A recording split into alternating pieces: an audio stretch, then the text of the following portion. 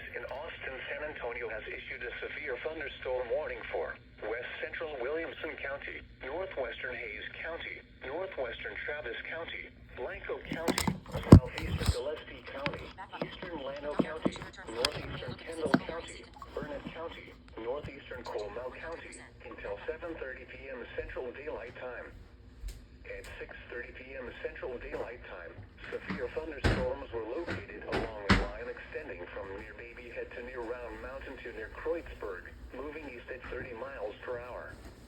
Hazard, 60 miles per hour wind gusts and quarter-size hail. Source, radar indicated. Impact, hail damage to vehicles is expected. Expect wind damage to roofs, siding, and trees.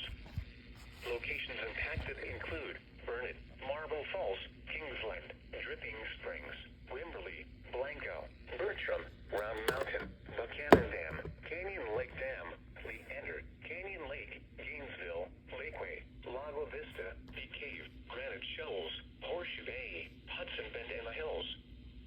For your protection, move to an interior room on the lowest floor of a building.